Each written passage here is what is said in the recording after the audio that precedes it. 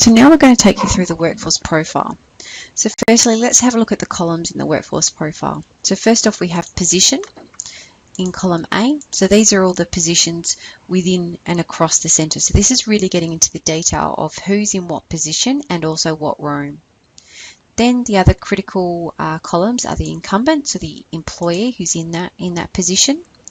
We then go through and have a look at the room, so whether or not they're a part of the management team, the nursery team, toddlers, kindy. It also goes through and has a look at the float and lunch cover and the kitchen.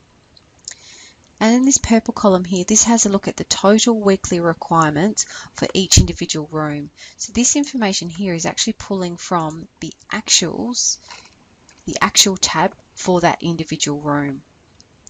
We go back to the workforce profile. So this is looking at the maximum staff that is required for the nursery room. So we know that that's at 3.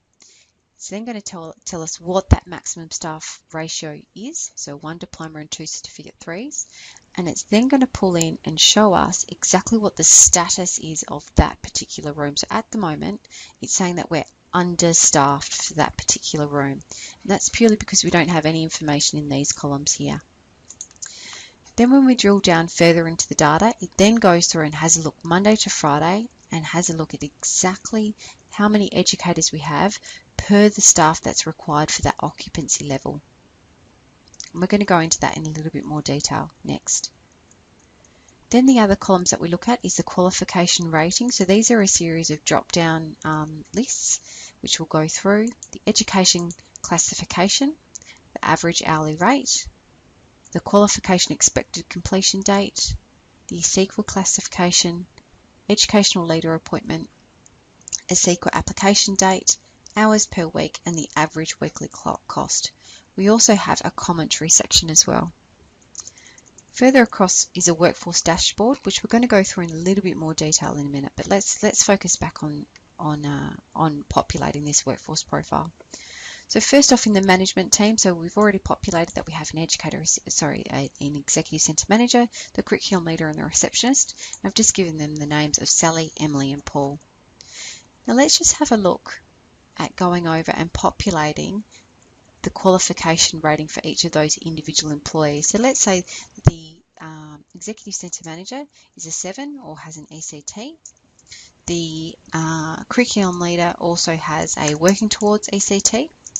And the receptionist, so let's say that person has another qualification. Okay, so other. Then when we go over, we can then the next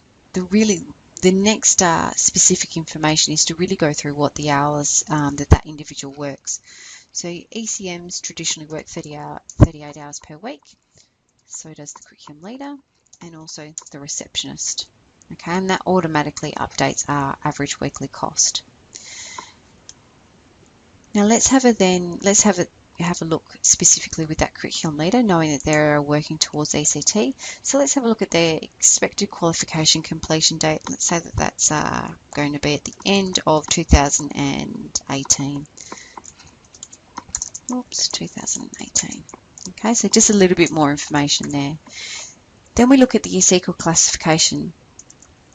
So this is where we're assuming, or where we're looking at whether or not they're a nominated officer or a supervising officer. So let's assume here that the ECM traditionally would have a nominated officer certificate and the curriculum leader may have a supervising officer certificate. Okay, let's assume here that the receptionist doesn't have anyone. Also the educational leader appointment, traditionally speaking, the curriculum leader would be the educational leader. Okay, so we've entered in all of that information there. Now let's go back to the individual rooms. So the nursery, as an example, is telling us that we require 1 diploma and 2 certificate 3s. So those positions that we have within the company is the leading educator and the educator assistant. So let's look at those. Let's just give them the names of Michael, Sue and Kelly. Okay, so when we look at all of those educators and we're going through, you can see there that the weekly requirement there is saying that we're correct for the total maximum staff. But when we go through that Monday to Friday, you you can then see that that Monday, as an example, we're overstaffed on that particular Monday. So let's just have a look back at that actual tab, and we can see that we're only at 8 at that particular day, okay, which has the requirement of 2, but from Tuesday to Friday we require the 3. So this is where, with this workforce plan and this profile, is that we take into account all of the tabs, not just one specific tab. All right, so back into that nursery room, let's have a look and say that that leading educator does have a diploma, that the educator assistant is perhaps a working towards diploma, and that the educator assistant is a certificate 3. And going across here, let's have a look and say that that leading educator is a supervising officer, and the educator assistant, we assume that their projected completion date for their diploma is going to be the 31st of the 12th, 2016, as an example. Okay. Then those hours per week, traditionally everyone's on a 37.5 hour a week, so we enter in that information as well. All right, so let's go back and have a look at our toddlers room. So this is saying that with our toddlers room that we require 5 educators. So let's have a look at that toddies room again. So we've assumed there that they've, we're projecting there that was at a 1 to 4. Let's change that to a 1 to 5. Looking at a more normal time. So we know then that's going to change to the 1 to 4, sorry, to the 4 educators for that toddlers room. So we know that we need 2 diplomas and 2 certificate 3. So let's just have a look at what this looks like. So an educator assistant. So we've got 1 leading educator and 3 educator assistants. So let's have a look at those names there. So Sophie, Lorraine, Laura, and Sky. Okay. So we can see then that the total weekly requirements are all correct, and then again drilling into the days, you can see where we're overstaffed in, say, the Monday, Tuesday and Wednesday, but then correct staffing on the Thursday and the Friday. All right, so how are we going to get to meet the needs, especially on, when we're saying that the total maximum weekly requirements are 2 diploma qualifieds? So how does the qualifications then influence? So we know that if someone is working towards has completed the diploma qualified, we can still engage them as a educator assistant who holds their diploma qualification. So let's look at that and say, okay, Sophie's definitely got her diploma qualification, Lorraine has her diploma qualification, and Laura has her certificate 3, and let's say that Sky is working towards her certificate 3. So again, let's populate the SQL classification. So let's assume that everyone has the 2 diploma qualifieds have their certificate 3s, and that everyone is 37.5 hours a week. Let's look at there, and then we just need to look at when Sky is going to complete her qualification. So let's also say that's 2016, the end of 2016. So you can see that we're correct for that day. Now let's quickly populate the kindy room. So we know that we need a leading educator and an educator assistant. Okay, so then let's add some more names into there. So we'll have, trying to think of names off the top of my head now. We'll have Vanessa, we'll have Marty, and we'll have Charlie. Okay. So then this is saying again for that maximum total weekly staff requirement that we're correct for the maximum. So let's go across there and enter in their qualification date. So let's say that Vanessa is actually an ECT, that Marty is a certificate 3, and so is Charlie. And we're going to go through there, add in that this is that ECT, sorry, that supervising officer, and that everyone is 37.5 hours per week. Okay, so we've done all the rooms. Now let's have a look at the float. So let's say that float is a leading educator, and that float's name is Suzanne. Lunch cover is a educator assistant, and that's Morgan. And the cook her name is Heather. and she's in the role of cook there. So let's just populate all of their information there. So we're saying that we've got Suzanne as the leading educator, so that's diploma qualification. 3 is certificate 3, and the cook, let's say the cook is a 1. So 1 is no qualification, 2 is certificate 3. So let's have a look at 8, and that is the cook. Okay, so this person here has their supervising officer certificate, 37.5 for those roles, and 25 hours for the role of cook. Okay, so we've populated that workforce profile there. Okay, so now let's just have a look at the rooms and have a look. The Monday to Friday, you can see, disregard those 2 rooms because they're not filled. However, those 3 rooms, we can start seeing really and drilling into the data where we're over on those staff. So this is where we can really start tailoring our recruitment requirements. So you can see there that we're staffed, we're overstaffed in both of those rooms on the Tuesday and the Wednesday.